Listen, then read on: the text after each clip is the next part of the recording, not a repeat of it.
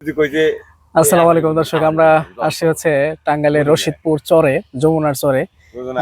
এখানে আমাদের সাথে আছে কবির ভাই, আর তার সাথে আছে আরেকজন কৃষক। ওনাদের নিয়ে আসলে এখানে আলাপ আলোচনা করতেছি।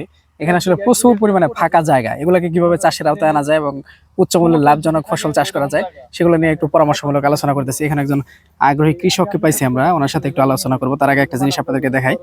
ওনারা এখানে কপি লাগাইছে। হ্যাঁ, দেখেন, এগুলো হচ্ছে আপনার ফুলকপি। আপনার এগুলো লাগানোর পরে এখানে তেমন কোনো পরিচর্যা, পানি ছাড়া তেমন কিছু দেওয়া হয়নি। শুধুমাত্র আপনার সার নাকি যে সজের মধ্যে সজ লাগাইছে, একবার ওইদিকে সার ছিটাই দিছিল, সেগুলোতেই আপনার এই যে এত সুন্দর গাছ হয়েছে। অল্প কিছুদিন আগে লাগাইছে, এখনো ফুল টুল আসে নাই। তো এই জমির জায়গায় জায়গায় আমরা হচ্ছে পিএইচ টেস্ট করলাম। হ্যাঁ, পিএইচ টেস্ট করে দেখলাম যে পিএইচ আপনার সব জায়গায় 6-এর উপরে, 6 থেকে 7-এর মধ্যে এরকম। আর দেখেন এখান থেকে দূরে ওই যে ওইদিকে দেখতেছেন, এগুলা সব আপনার হচ্ছে এরকম ভালো জমি, চরের জমি। কোনো কোনো বছর পানি উঠে, কোনো কোনো বছর পানি উঠে না। যেমন গত 2 বছর পানি উঠে নাই। হ্যাঁ, আমি একটু জুম করে দেখাই আপনাদের। দেখেন এই যে জায়গা জমিগুলো দেখতেছেন, এর মানে বিঘা বিঘা, একর একর জমি, প্রচুর পরিমাণে জমি। তো এগুলো যদি আপনার চাষের আওতায় নিয়ে আসা যায়, এদিকে কিন্তু আপনার প্রচুর পরিমাণে চাষবাস হবে এবং কৃষকরাও লাভবান হবে। যেখানে চাচাকে দেখতেছেন, ওনার এখানে অনেকগুলো জমি আছে, তো উনি খুব আগ্রহী দেখলাম। আমরা এদিক দিয়ে আসতেছিলাম, উনি আমাদেরকে ডাইকে কথা বললো। কবির ভাইয়ের পরিচিত ওনাদের জায়গায়, যেখানে আপনার অনেকগুলা।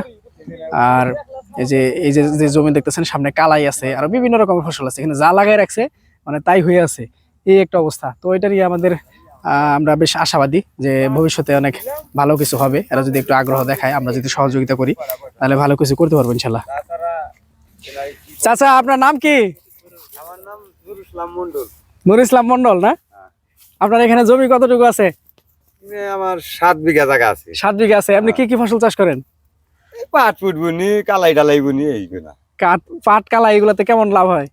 লাভ তেমন মানে পাড়ে ভালোই হয়েছে, পানি এবারও নাই, পাড়ে ভালো হয়েছে। পানি কি প্রতি বছরই আসে নাকি মাঝে মাঝে আসে? মাঝে মাঝে আহে প্রতি বছর। মানে লাস্ট কবে পানি, শেষ কবে পানি আসছিল এখানে? শেষ কয় বছর আগে? ওই মেলা 4 বছর 5 বছর হয়েছে। তাতে আমরা তো ঘুরলাম জমি দিয়া, বিভিন্ন জায়গায় পিএইচ মাইপা দেখলাম। হ্যাঁ, জমি তো অনেক ভালো উর্বর মনে হলো আমাদের কাছে। এখন আপনাদের কাছে কি মনে হয়, এখানে যে ফসলগুলো লাগান এগুলো কি ভালো হয়? ফসল মোটামুটি খারাপ হয় না, ভালোই হয়। মানে যা যা লাগান তাই হয়? হ্যাঁ, যা লাগাম তাই। আমরা তো ওই যে ভবিষ্যতে এখানে যে তরমুজ লাগানোর একটা চিন্তা ভাবনা আছে। কবির ভাই আছে, যে মান্নান ভাই আছে, ওনাদের আমি বাঙ্গি বুনছিলাম, এই ক্ষেত্রে খুব হইছাল। বাঙ্গি খুব হইছাল? খুব হইছাল। তরমুজ কি কখনো আবাদ করছেন? না, কোনোদিন করি নাই। না, ইনশাল্লাহ ভবিষ্যতে আমরা চেষ্টা করব আপনাদের এই এলাকায় এই ফসলটা সম্প্রসারণ করার। কারণ এদিকে তরমুজ চাষ অনেক লাভজনক। তো আর এখানে আপনাদের চরের যে জমি আছে, এই চর আছে, তারপর আপনার ওই পাশের ওই চরটা আছে, জায়গা আছে, এইগুলা তো আপনারা নিজেদের যা আছে, পাশাপাশি আরো কিছু লিজ নিয়ে বড় বড় খামার করতে পারেন, কৃষি খামার।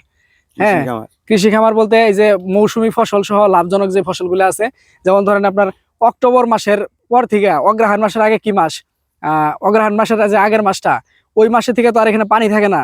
তাহলে অক্টোবর মাস থেকে নিয়ে একবারে মে মাস পর্যন্ত আপনাদের এই চরে কোনো পানি আসে না। বাকি সময় আসতেও পারে, নাও আসতে পারে। তাহলে এই যে 6-7টা মাস সময়, এই সময় তো আপনারা এগুলো ভালো মতো কাজে লাগাইতে পারেন। এগুলো খুব উর্বর জমি। হ্যাঁ, আর কম টাকায় লিজ পাওয়া যায়। যদি হাতে সাহায্য করেন তাহলে করবো আমরা ইনশাল্লাহ। ইনশাল্লাহ, এই যে কবির ভাই আছে, দেখি শুরু করে দেব আমরা ইনশাল্লাহ। ইনশাল্লাহ করার। ঠিক আছে, তাহলে ভালো থাকেন, আবার দেখা হবে ইনশাল্লাহ। আচ্ছা, আসসালামু আলাইকুম, আল্লাহ হাফেজ। তো ওই জায়গায় এই যে হ্যাঁ, এই নদীর ওপার ক্ষেত আছে আমার। আচ্ছা আচ্ছা আচ্ছা, ঠিক আছে ঠিক আছে ঠিক আছে। ইন আছে 6-7 বিঘা। তো দর্শক, আমরা চলে যাইতেছি এখন এখান থেকে। এই নদীটা হাইটে হাইটে আবার পার হইতে হবে। এখানে সামান্য পানি আছে। তো ভালো থাকবেন।